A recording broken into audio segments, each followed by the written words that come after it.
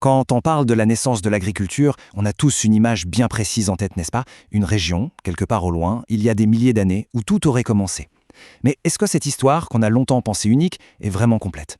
Eh bien, on va voir que la réalité est bien plus fascinante. Voilà, c'est ça, le récit classique. Le Proche-Orient, le fameux croissant fertile, présenté comme le berceau de l'agriculture. Le point zéro, c'est là qu'on aurait inventé la culture des céréales, l'élevage, bref, les fondations de notre civilisation. Une histoire simple, bien linéaire. Un peu trop peut-être. Et si ce récit, qu'on a appris et répété pendant si longtemps, n'était en fait qu'une seule pièce d'un puzzle beaucoup plus grand? Et si d'autres continents avaient écrit leur propre chapitre de cette immense révolution de manière totalement indépendante? Pour comprendre pourquoi cette version de l'histoire a tellement dominé les esprits, il faut aller voir un peu plus loin que l'archéologie. Il faut s'intéresser aux idées de l'époque qui l'ont façonné. Là, on a deux chercheurs, Roland Porters et Jacques Barrault, qui ont vraiment mis le doigt sur le problème. L'idée d'un seul foyer au Proche-Orient, ce n'était pas juste une théorie scientifique neutre. Non, ça reflétait aussi une vision du monde qui, disons-le, avait tendance à minimiser les innovations des autres peuples, et en particulier celles du continent africain. Heureusement, la science, ça évolue. Et des pionniers ont commencé à faire quelque chose de tout simple. Regarder les plantes elles-mêmes. Et en faisant ça, ils ont commencé à dessiner une carte du monde agricole bien plus riche et bien plus juste. Cette chronologie, elle montre bien ce changement de perspective. Au début du XXe siècle, l'idée est figée. Tout vient du croissant fertile. Point. Et puis arrive ce généticien russe Vavilov. Lui, il étudie la diversité génétique des plantes et il a cette intuition de génie, il doit y avoir plusieurs points de départ. Ensuite, d'autres, comme Porter, vont amener les preuves concrètes et il montre que l'Afrique, loin d'être à la marge, a été un acteur central de cette histoire. Alors, un centre d'origine, qu'est-ce que c'est exactement? C'est un concept super important. Il faut l'imaginer comme une sorte de bibliothèque génétique vivante. C'est l'endroit sur Terre où on trouve la plus grande variété d'une plante donnée, sa version originale, sauvage, et toutes ses cousines. Cette immense diversité, pour les scientifiques, c'est la signature. C'est la preuve que c'est ici que les humains ont passé des millénaires à observer, à sélectionner, à cultiver. Maintenant, regardons où ça s'est passé. Parce que loin d'être un bloc uniforme, le continent africain a vu l'agriculture éclore dans plusieurs régions bien distinctes, chacune avec ses propres innovations, ses propres spécialités. Ce qu'on voit ici, c'est qu'on ne parle pas d'un seul centre, mais d'au moins 5 grands foyers agricoles indépendants.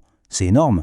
Du nord méditerranéen jusqu'au haut plateau d'Éthiopie, et en passant par toute l'Afrique de l'Ouest, ça veut dire que partout sur le continent, il y avait des foyers d'innovation, de véritables laboratoires à ciel ouvert. Et là, on arrive à une idée vraiment fondamentale. L'agriculture africaine ne s'est pas développée d'une seule et même manière. Non. 2 systèmes complètement différents et super ingénieux ont vu le jour, chacun étant une réponse parfaite à un environnement particulier. Tout est dans cette distinction. D'un côté, on a le foyer horticole, celui de la forêt. Là, on se concentre sur les tubercules comme l'igname. On prend soin de chaque plante individuellement. C'est presque du jardinage. De l'autre côté, on a le foyer agricole, celui des grandes savanes. Et là, c'est le monde des céréales, le sorgho, le mil, qu'on cultive en masse sur de grandes étendues. 2 mondes, 2 stratégies. Et ce n'est pas juste une question de plantes, c'est toute une philosophie, une technique qui prouve une compréhension hyper profonde des écosystèmes. Il n'y en a pas un qui est plus avancé que l'autre. Non, ce sont 2 réponses absolument brillantes à des défis environnementaux totalement différents. Et le plus incroyable, c'est que ces innovations ne sont pas restées confinées à l'Afrique, loin de là.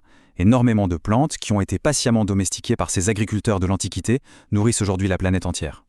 Prenons l'histoire du sorgho, c'est un cas d'école. Ça ne commence pas avec une sale histoire, mais plusieurs à la fois. Des communautés différentes dans des régions différentes du continent ont toutes, de leur côté, transformé cette herbe sauvage en une culture vitale.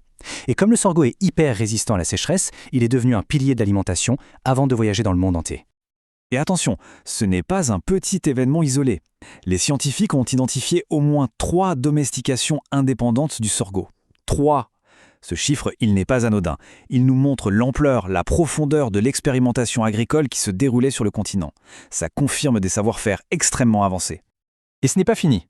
Tout le monde connaît le riz asiatique Oryza sativa. Mais saviez-vous que l'Afrique a son propre riz? Oryza glaberrima, il a été domestiqué de manière complètement indépendante, dans le delta du Niger. C'est une autre histoire agricole qui s'est écrite en parallèle. Une autre preuve irréfutable de l'originalité et de l'ingéniosité africaine. Voilà le message central. Ces développements agricoles incroyables, ce ne sont pas des idées venues d'ailleurs. Ce sont des solutions nées sur place, de l'observation, de l'expérimentation et de l'ingéniosité des peuples africains pour s'adapter à leur environnement. Des solutions locales qui, finalement, ont eu un impact mondial. Et cet héritage, il est partout autour de nous, aujourd'hui même. Il suffit de regarder l'impact de cultures comme le sorgho, le café ou le palmier à huile. L'impact est juste colossal. Chaque tasse de café qu'on boit le matin, elle raconte une petite partie de cette histoire qui a commencé il y a des millénaires sur les hauts plateaux éthiopiens. Finalement, ce que cette analyse nous montre, c'est que l'histoire de l'agriculture est bien plus riche, bien plus complexe et bien plus globale qu'on ne l'a longtemps cru. Shot Plant est un livre d'histoire. Et ça nous amène à une dernière question. Si l'histoire d'une seule plante peut tout changer, combien d'autres contributions, combien d'autres innovations avons-nous oubliées ? L'histoire est pleine de chapitres qui n'attendent qu'une chose, qu'on les ouvre enfin.